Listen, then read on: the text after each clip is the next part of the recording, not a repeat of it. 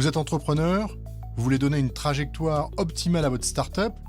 C'est parti, on attaque le 5e élément. Dans cet épisode, on se pose la question, comment construire une killer team? Alors une startup, c'est un rêve, une profession de foi, un Himalaya. Et l'équipe, c'est ce qui va transformer ce rêve en réalité. Alors c'est quoi une équipe? Dans une équipe, il y a déjà des différents niveaux.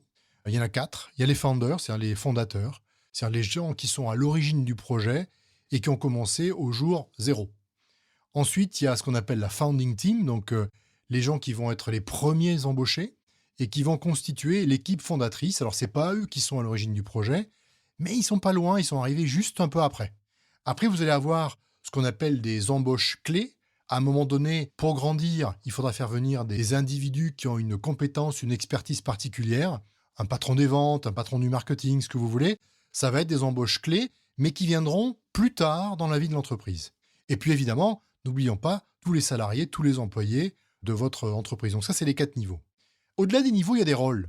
Et dans une start-up, il y a 3 rôles majeurs. Le premier, c'est le CEO, c'est-à-dire le patron. Alors le CEO, je ferai un épisode spécial là-dessus, mais il a des rôles très clairs. C'est le rôle de vision, d'embauche, de définir les objectifs, de décider et de lever de l'argent. Mais on y reviendra. Après le CEO, il faudrait que je voie un responsable technique. Alors on appelle ça un CTO, ce que vous voulez, mais on est quand même dans un environnement de start-up et non technique. Donc il me faut quelqu'un qui soit garant de l'architecture, garant de la faisabilité du projet, qui organise la recherche et le développement. Donc quelqu'un qui soit un peu le papa technique ou le maman technique de la start-up. Troisième rôle clé, c'est le product manager. Alors le product manager, c'est pas ce qu'on imagine. C'est pas celui ou celle qui va en fait organiser le timing, les features, etc.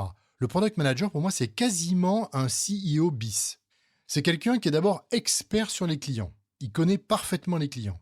De la même manière, il est aussi expert sur son produit au travers de la donnée. C'est-à-dire qu'il comprend dans le produit ce que font les clients. C'est celui qui va être le lien entre l'aspect technique et l'aspect business. Donc, il est véritablement entre les deux mondes, qui est l'interne de la start-up et le monde des clients. Et en fait, c'est quelqu'un, parce qu'il est là, qui a une connaissance très forte du marché et de l'industrie dans lequel la start-up évolue. Alors après, il y a d'autres rôles qui vont apparaître. Ceux-là, c'est les 3 majeurs. Il y aura des product designers, des product marketing, etc., etc. Mais ces 3 rôles-là, tels que décrits, sont les 3 rôles centraux qu'on souhaite voir dans une start-up assez tôt. Alors, quand on veut créer une killer team, la question qu'on peut se poser, c'est comment on fait? Pour moi, il y a 5 critères. Et dans cet ordre. Premier critère, il faut que la personne que vous allez embaucher, qui va être dans la killer team, ait un culture fit parfait. Autrement dit, il faut partager les mêmes valeurs. Si vous ne partagez pas les mêmes valeurs, ça ne marchera pas. Donc, c'est pour ça que l'épisode d'avant était important. Ça permet de fixer les choses et de dire, OK, on est d'accord sur les valeurs, on peut travailler ensemble. Deuxièmement, il faut qu'il y ait une alchimie. On peut partager les mêmes valeurs et pas avoir d'appétence l'un vers l'autre. L'alchimie, c'est d'aller avoir envie de discuter de choses autres, de boire une bière le soir ensemble. C'est important. 3, il faut des skills, des compétences complémentaires. Dans les skills, il y a les hard skills qu'on connaît et les soft skills qu'on n'apprend pas, par exemple l'empathie. Il faut des skills. Il faut trouver des gens qui savent faire des trucs qu'on ne sait pas faire. Donc c'est important de les comprendre. À ces skills, quatrièmement, il faut y associer des rôles. Maintenant qu'on a quelqu'un qui vous plaît et qui sait faire des trucs, qu'est-ce qu'il va faire dans la start-up? Donc un rôle clair, avec des responsabilités claires, vachement important. Et dernier point, qui n'est pas le plus important, mais qui est quand même important, c'est est-ce qu'il amène en plus de l'expérience? Alors c'est surtout important quand on va grandir et qu'on va scaler, parce que là, on va avoir besoin de gens qui ont déjà fait ça, et ça va être important d'amener de l'expérience. Donc ça, c'est mes 5 critères, et c'est dans cet ordre-là que je les vois. Voilà.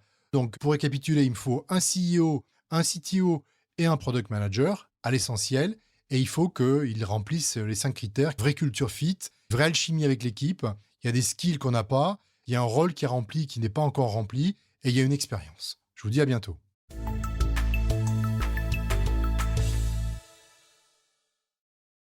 Si à l'issue de cet épisode, vous avez encore des questions, eh bien venez sur 34éléments.com, mon académie en ligne, et je répondrai à vos questions avec plaisir.